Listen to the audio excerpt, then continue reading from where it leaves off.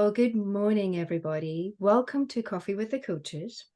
With me, Chiara Marrapodi, as your host, and my wonderful and esteemed colleagues, Stacey Wells and Brenda Klein. So today we're going to be talking about the holidays, family, and fun. And I wanted to ask both of you, when we discussed this topic or came up with this topic, what were the first things that came to mind for you? Because it can be a precarious time of year, but also a joyous time of year. So we're going to discuss this a little bit with the time that we have. Awesome. Well, the first thing that came to mind to me was that family should be your biggest support system, and they should be the people that you can depend on and rely on to give you effective feedback and to help you grow personally and professionally. But sometimes that blood family doesn't necessarily give you the support that you're looking for. And in that case, you get the option to choose your family and choose who you want to be that support system and who you can depend on to help you with those growth moments, as well as getting you through the difficult or challenges that come along with that personal growth. And I agree with you, Stacey. I think family is very, very important. I do feel that there's always some type of wounding or trauma in families, which are really gifts for us to learn from. But for me, this time really is to be of service in whatever shape, way, or form that is for ourselves first, because we know as coaches, supporting people and individuals through life and life events, it really is starting with us first. And so being of service to ourselves and knowing, who we are and who we want to surround ourselves with, who is it that we want to have in our inner circle, which we talk about at Vino and Vision as being very important, and who is going to support us to grow and elevate so that our response to perhaps things that are hurtful or that are old woundings comes as a gift and a seed for ourselves and those around us, as opposed to staying stuck in those difficult times. Brenda, please, I would love to hear from you and Absolutely. your thoughts on this. Absolutely. And valid point, Stacey. And thank you for bringing that up. And for me, when I first heard this topic, for me, it's about finding the joy.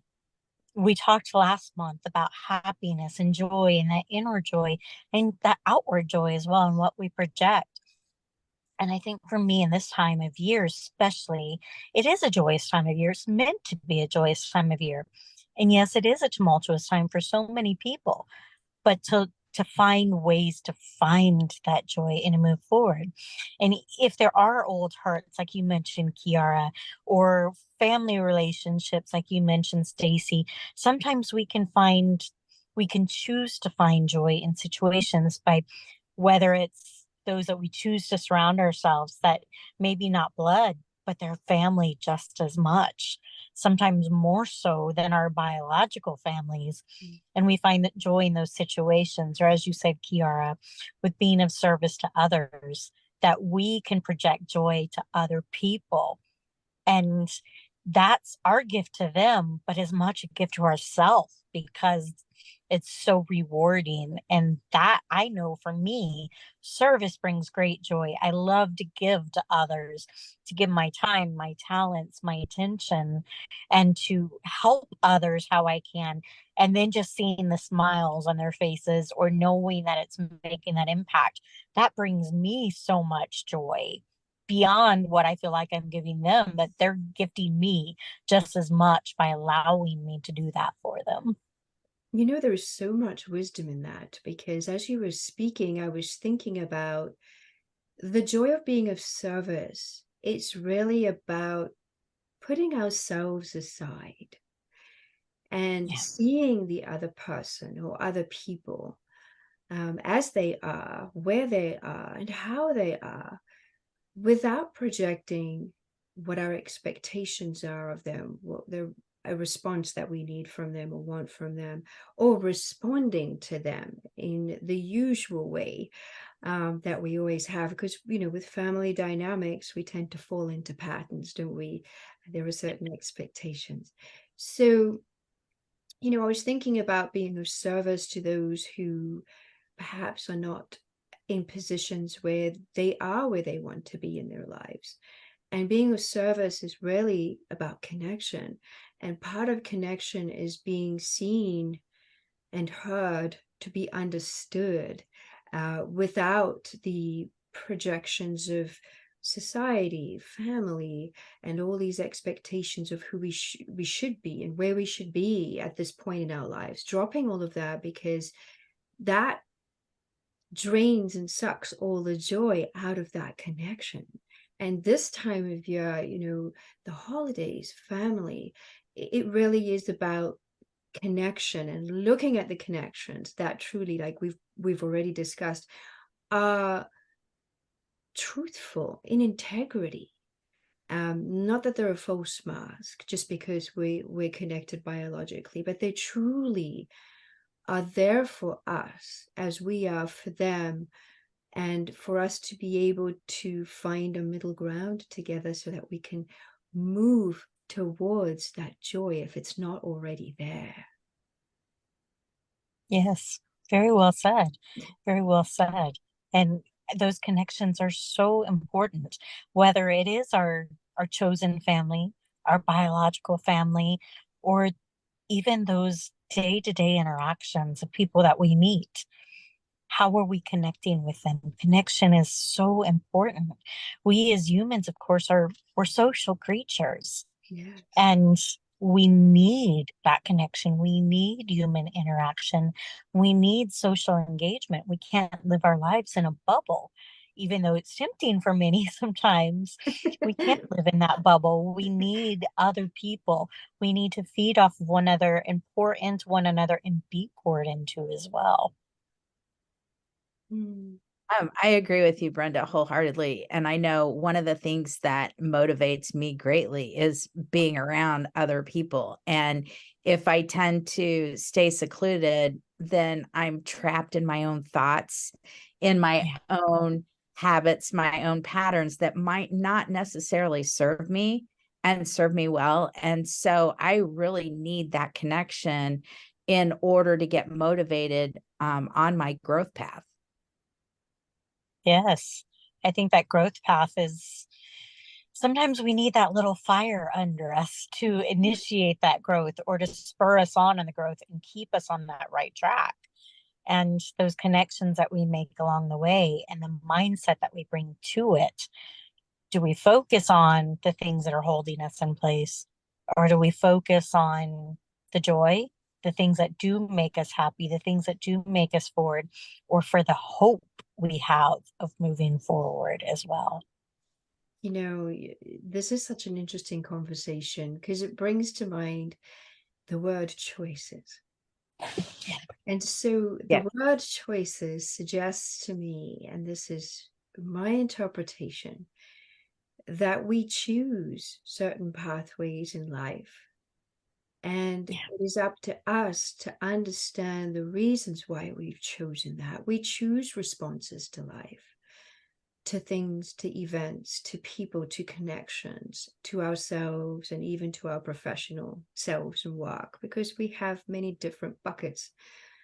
And the choices that we make, ultimately, we live with. And so during the holidays, when things may not be very easy in some connections, taking a pause, taking a breath, and even a step back, and really evaluating, how do I want to be? What am I choosing to be in this moment for myself, in this connection, in this event, in this exchange, so that I am being truthful and in integrity with me? Because when we Yes. come from that place, you can't have regret. You can't have connections and relationships that are not joyous. And what I mean by that is that where there's truth, there's clarity. And when we're clear with ourselves and where we're at and where we're going and why we're coming in a situation as we are, then things flow a little bit better. So I would like to say, because I know there's a lot of chaos a lot of the time around the holidays and family, and there's some fear and apprehension. But if we come from a grounded place of integrity and clarity, then we've come from our truth. And in there's the service of being of joy. And obviously with compassion, because, we don't want to have the swords up. and that's not what we're talking about. But coming from a place of compassion and understanding is a key of being of service and gifting to the self and other and finding that joy, I feel. I would agree wholeheartedly. You do need to be truthful to yourself. You need to have absolute integrity. That integrity of heart, your integrity of intention as well. There's a lot of intentionality in that. And you have to be truthful about what does bring you joy and what does not. Yes. What is leaving you stuck in place? What is causing you that pain? And sometimes pruning it. If it's holding you, prune it. Yeah. Be truthful with yourself and have that integrity to move forward. I believe authenticity is a big part of that as well. And being completely authentic and open so that you can find your truth in all of that and be able to pick up and move forward. What comes to me, you agree, I agree too. Absolutely. Authenticity is a key to really finding who you are, the different aspects of who you are. And what came to me also is the word humble. And the word humble to me is not about dismissing the self or diminishing the self in any shape, way, or form.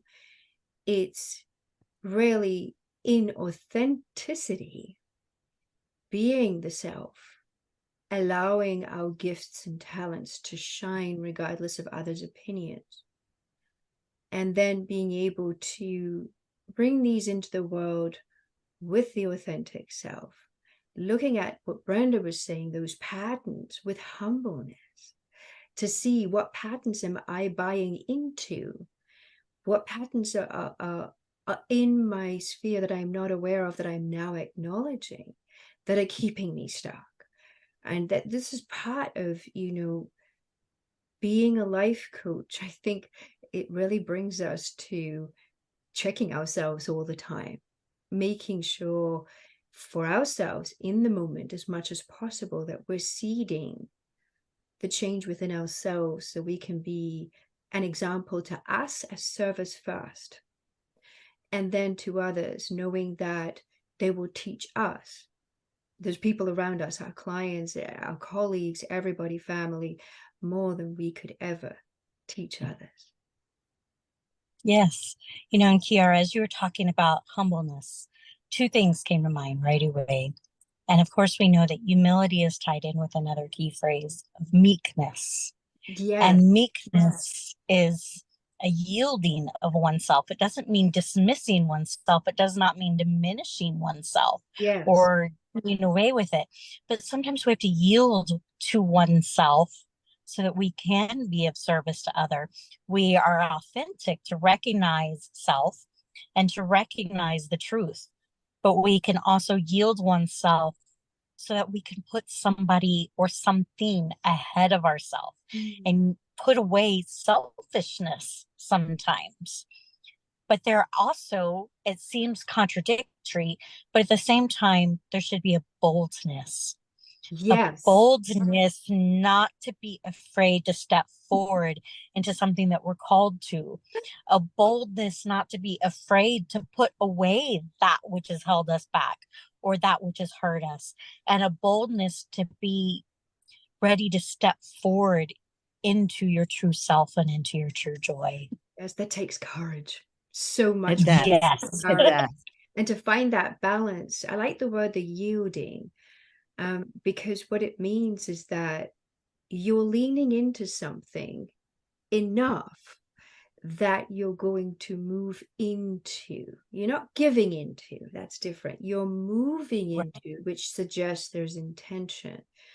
And that's a key factor. And I think that word humbleness is so misconstrued in our society. Yes. And it saddens me in some ways because of that, you have this polarity that happens where people don't feel that they can be bold, like you were saying, because then it leads towards what's perceived, the word perceived, as arrogance, but it's not. It's really a celebration Yes. of self, which is what these holidays are really about. Celebration of the joy, celebration of our achievements, celebration of even those things we felt that are failures, but they're not really failures, they're stepping stones. So it's a celebration of self in other and other in self. And there's the service. So what a wonderful conversation. I'm really enjoying myself, ladies. Thank you, as Thank always. you. Yes, thank you. Thank you. Stacey, would you like to add anything? Is there something that is burning to come out for you? um, I, if I may, I'd like to revisit the piece about being in service to others. Please. And I had a thought that came out to me, and I was watching a video the other day that was produced by Grant Cardone, and he was talking about growing his business and what he's done and everything. But one of the things that he said was, if he doesn't see like a day without growth, he is in service to somebody else, and he takes the time to put his energy into somebody else and focus to help them, and it kind of gets himself out of his own head. I really like that so much. And it's very true. Yes, It's very, I very would agree. true. Yeah, I always find that when I'm being of service to others, I am filled from head to toe with joy. Whether it's animals, whether it's humans, or both, or even myself. And it doesn't need to be a big thing. It can be something truly small, and someone looks at you a certain way, and then and then they tell you, well, no one's ever done that for me before. And I'm like, well, good, somebody just did. And just listening to them, like at a cashier, this gentleman, he was struggling a little bit, so I decided to ask him about his day. And who does that? When you're at a store, no one asks them about their day. And he took a long time to complete my purchase. And his manager was looking, and I smiled at the manager, hopefully them knowing that I'm okay with this. It's okay. I think we have this little connection. And it was wonderful because I learned about this person. I learned about their story. I learned about their life a little bit, and they learned a little bit about me, but they were heard and they were seen. It's not just being a cashier at a store. I'm a person. I am valuable. There is a me behind what I do. And I think all that we have talked about today really is what we said before, a celebration, which Yeah. is the holidays. So Definitely. we are coming to the end of our time together. And I would like to ask if you would like to share one thing or something that stands out for you that is related to the celebration of joy, the holidays, and family. Stacey, would you like to go ahead? Yeah, I guess the thing that came to mind for me is that when we celebrate, the biggest thing to do is let go of the past and just use the past as a stepping stone and use it as growth opportunities, but give it grace, give it forgiveness, and move past that and celebrate the fact that you can give it forgiveness and leave it behind. Beautiful. I like that. Yes. I would say as well, in the spirit of celebration, in the spirit of being intentional to find the joy, intentional to choose the joy, and giving yourself that permission to say, I'm loved, I'm seen, I see others, but I myself am seen, I am heard, and it's okay because I am growing. And knowing that you are so loved, you are so loved. And whether you feel it or not, you're loved. And to just be able to celebrate that and relish in that and find joy, even just in knowing how loved you are. Find joy in that. That's very beautiful, ladies. So I guess it's my turn now, isn't it? Definitely. So for me, I would love to invite everybody to look at their inner child, to share a little bit of time with the inner child, and to see the world through the magical eyes, the purity, the innocence of the inner child, to find that magic that is all around us and is within us, because so without, so within. And to know that everything is surmountable, and that authenticity, integrity, and the right little sprinkling of humbleness brings connection and understanding. And I wish this for everyone this holiday season, and to celebrate themselves and each other. Well, on that note, I'd like to thank you both ever so much for this wonderful time that we Thank had together. And Thank you. to wrap up our Coffee with the Coaches, talking about the holidays, fun, and family. Until next month, I look forward to seeing you both